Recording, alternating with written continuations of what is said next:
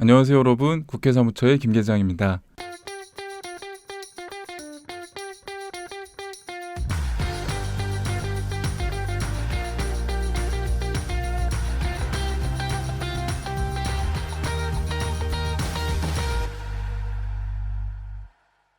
지난 시간에는 제20대 국회 주요 입법들을 한번 살펴봤는데요. 그런데 영상 보시면서 좀 이상하다 싶으셨죠? 왜 코로나 이야기는 하나도 없지? 국회는 코로나 관련해서는 아무것도 안 했나? 아니죠. 오늘 순서를 위해 지난번 제20대 국회 주요 입법 리스트에서 코로나에 관한 것들은 따로 빼놨습니다. 그리고 오늘 코로나19에 대한 국회의 대응을 낱낱이 살펴볼 예정입니다. 그래서 이렇게 코로나 3법 입법 최전선에서 참여하셨고 보건복지위원회 입법조사관으로 계신 박은비 조사관님을 모셨습니다. 네, 안녕하세요. 입법조사관 박은비입니다. 네, 반갑습니다. 저도 김 계장님처럼 박 조사관 이렇게 해야 하나요? 저는 조금 부끄러워서 그랬고요. 사실 김 계장이 조금 친숙하지 않나요? 저는 아무래도 박은비 조사관이라고 많이들 불러주시니까 그냥 그렇게 하는 게 익숙할 것 같아요. 그렇게 하시죠, 박은비 조사관님. 이번에 긴급재난지원금이 전 국민 대상으로 지급되는 걸로 확대가 되었죠. 네, 국민생활 안정과 경제회복 지원을 위해서 확대되었습니다. 계장님도 신청하셨나요? 저는 아직 못했습니다. 이게 아무래도 공무원이다 보니까 신청을 안 해서 기부하는 방법, 신청할 때 체크해서 기부하는 방법, 신청해서 받은 다음에 기부하는 방법, 또 신청해서 그냥 쓰는 방법이 너무 많다 보니까 아직 결정을 못했습니다. 아무튼 저희 코로나 확진자 수가 한 자릿수로 줄어들었다가 다시 두 자리로 늘어났다고 해요.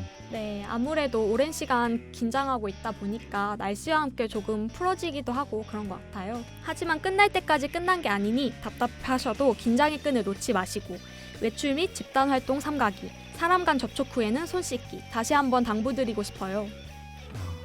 네, 말씀하신 이런 개인 행동 요령도 확진자 수를 줄이는 데 큰 기여를 하지만 국회 역시 그 뒤에서 아주 열심히 노력했습니다. 이와 관련해서 오늘은 국회에서 코로나 사태에 대해 어떤 대응을 해왔고 현재 어떻게 진행되고 있는지 정리해보는 시간을 갖고자 합니다.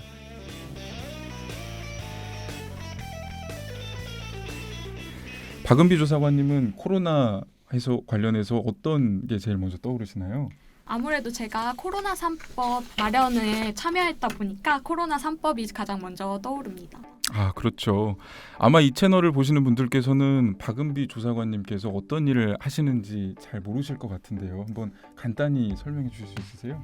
네, 간단히 설명하면 입법조사관은 국회의원의 의정활동을 지원하는 역할을 한다고 볼 수 있을 것 같습니다. 먼저 국회의원의 법률안 발의나 예결산 심사와 관련해서 입법조사관이 검토보고서를 쓰면 이게 회의 자료의 기초가 되거든요. 네. 예를 들어 이번에 코로나 3법 발의했을 때는 저는 이 법안이 가져오는 기대 효과나 문제점 등을 검토 보고서로 작성했고 그걸 토대로 회의의 기초 자료를 마련했습니다. 입법조사관 업무에 대해서 잘 설명해 주셨네요. 코로나 3법이라는 단어는 들어본 적이 많지만 주변에 보면 의외로 이 3법이 어떤 내용인지 모르시는 분들이 대부분이더라고요. 주요 내용 3가지가 무엇인지 말씀드리자면 네. 첫 번째, 감염병 예방 및 관리에 관한 법률, 두 번째로 검역법, 세 번째로 의료법이 있습니다. 먼저 감염병 예방법 주요 개정 내용은 크게 2가지인데요. 네. 첫 번째는 감염병 의심자에 대한 격리 및 강제 처분이 가능해졌다는 것이고요. 두 번째는 제1급 감염병 유행 시에는 마스크나 손 소독제 등의 수출을 금지할 수 있게 되었다는 것입니다. 검역법의 주요 내용은요. 감염병 유입을 차단하기 위해 출입국 금지 대상을 확대한다는 것인데요. 이전에는 감염병 환자나 의심자만이 출입 금지의 대상이었지만 이제는 검역관리지역 등에서 입국하는 자나 이 지역을 경유하여 입국하는 자에 대해서도 보건복지부 장관이 법무부 장관에게 입국 금지 또는 정지를 요청할 수 있게 되었습니다. 다음으로는 의료법에서는 의료 관련 감염의 정의를 신설하였고 의료 관련 감염 발생 및 원인 등에 대해 감시 체계를 마련하였습니다. 네. 의료 관련 감염이란 의료기관 내에서 환자 혹은 의료인 등이 감염되는 경우인데요. 이 의료 관련 감염이 발생한 경우 보건복지부 장관에게 보고할 수 있도록 하고 이에 따라 수집한 의료 관련 감염 정보를 예방 관리에 필요한 조치, 계획 수립, 조사, 연구, 교육 등에 활용할 수 있게 되었습니다. 그러고 보니 박은비 조사관님은 법안 마련에 참여하셨다 보니 코로나 3법이 이루어지기까지 재미있는 비하인드 에피소드들 많이 갖고 계실 것 같은데요.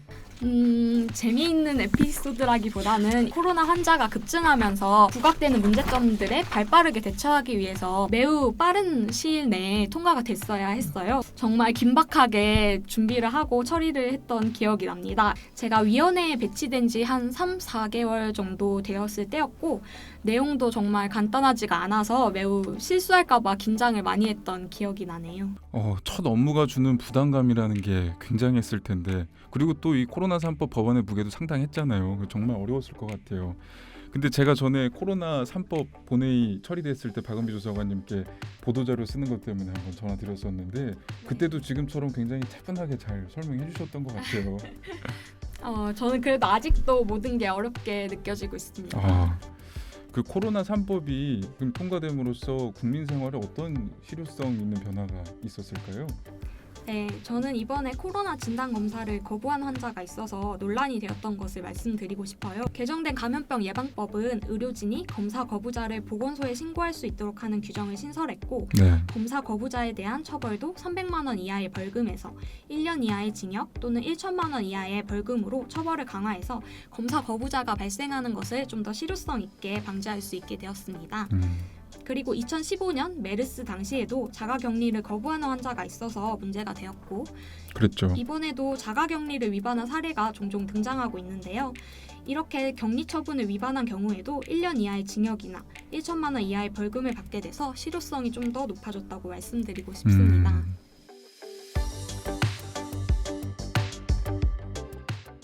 지난 영상 댓글에서 오늘 주제랑 또 딱 맞아 떨어지는 질문이 있었습니다. 바로 추가 경정에 대한 것이었는데요. 지빈님 댓글인데요. 요즘 제일 이슈인 게 코로나 사태잖아요. 추가 경정 예산안이라든지 이런 이야기들이 뉴스에서 나오는데 조금 생소해서요. 설명해 주실 수 있나요? 라고 댓글 달아주셨습니다. 당연하죠. 우리 박은비 조사관님께서 잘 설명해 주실 겁니다. 제가요? 추가 경정 예산안이라는 것은 말 그대로 기존 성립된 예산에 추가로 수정 변경하는 것을 의미합니다. 보통 정부가 1년 단위로 나라의 수입과 지출 계획을 짜는데요. 지금과 같이 코로나19로 모두가 힘든 상황, 즉 예상치 못한 부득이한 사유가 있을 때에는 정부 예산을 변경하는 것을 말합니다. 헌법 제56조를 살펴보면 정부가 예산에 변경을 가할 필요가 있을 때에는 추가 경정 예산안을 편성하여 국회에 제출할 수 있다고 명시되어 있습니다. 과거에는 보통 자연재해 피해에 대한 복구를 위해 추경 예산이 편성하는 경우가 많았어요. 네, 이번에도 그렇게 된 거죠? 그렇죠. 제1회 추가 경정 예산안이 2020년 3월 5일에 제출되고 3월 17일에 국회에서 의결되었습니다. 감염병 방역체계 고도화, 소상공인, 중소기업 회복, 민생 고용 안정, 지역경제, 상권 살리기가 그 주된 내용이고요. 규모가 11.7조 원이라니까 얼마나 큰지 감이 오시나요? 11조 원이라 굉장히 큰 규모네요. 근데 이거 국회에서 2.4조 원 정도를 더 늘려줬죠. 단순히 양만 늘린 게 아니라 내용 면에서도 변경된 걸로 알고 있습니다. 정부가 제출한 추경 예산안 중에서 경기부양용 일자리 예산은 좀 삭감하고 시급하다고 판단한 방역 예산은 대폭 늘렸다고 합니다. 결과적으로 국회 추경 처리로 어떤 변화가 있었을까요? 실생활 부분으로 말씀드리면 감염 확진으로 입원 격리 조치된 환자분들에 대해 생활지원비와 유급휴가비를 지원하게 된 점을 들 수 있어요. 이를 통해 격리 또는 치료에 집중할 수 있었고 그래서 감염자 증가를 막을 수 있었다고 봐요. 또한 코로나19 치료를 위한 파견 의료인의 인건비 지원 예산을 확보함으로써 의료 인력에 대한 지원이 늘어난 점도 1차 추경의 대표적인 부분입니다. 그런데 1차 추경이 끝이 아니죠.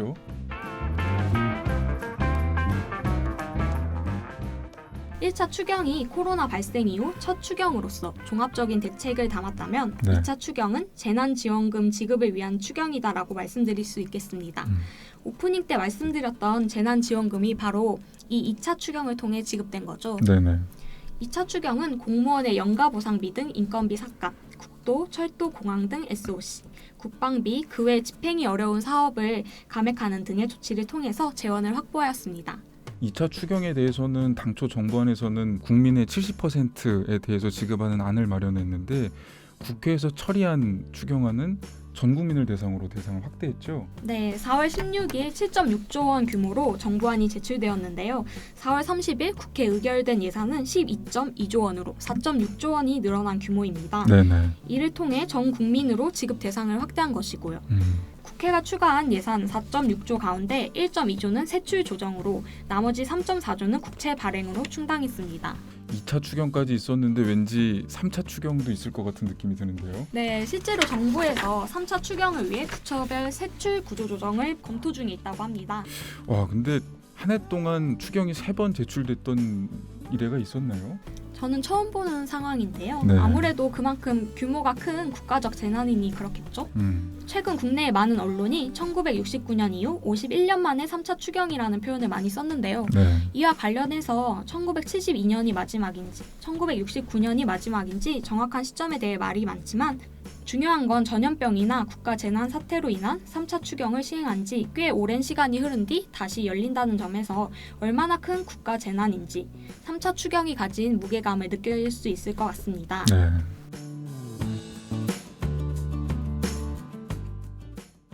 그리고 지금까지 이 모든 과정이 진행되는 데 있어서 국회 노력 중 하나로 코로나 대책 특별위원회를 빼놓을 수가 없을 텐데요. 네, 맞습니다.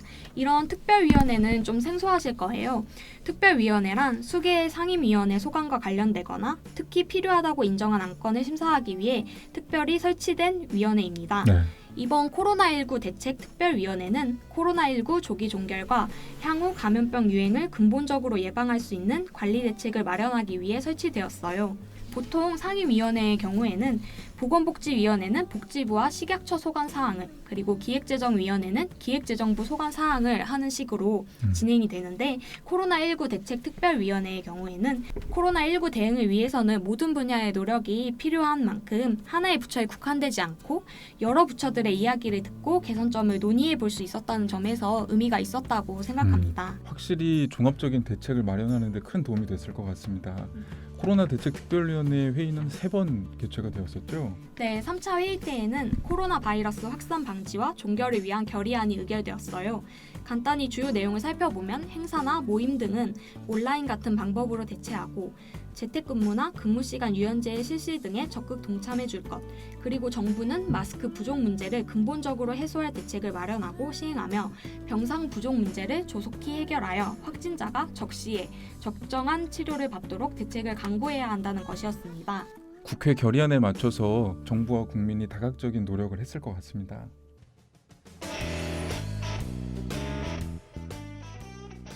벌써 끝내야 될 시간이네요. 조사관님은 오늘 시간 어땠는지 한번 말씀해 주시죠. 네, 저는 우선 국민 여러분들과 이렇게 소통할 수 있는 기회가 생겨서 참 좋은 것 같습니다. 네. 이런 게 흔치 않잖아요. 그렇죠. 네, 저도 이렇게 설명을 드릴 수 있어서 매우 기뻤습니다.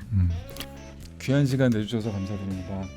우리나라는 치료제와 백신 개발을 위해 범정부적 지원 체계를 갖춰 나가고 있습니다.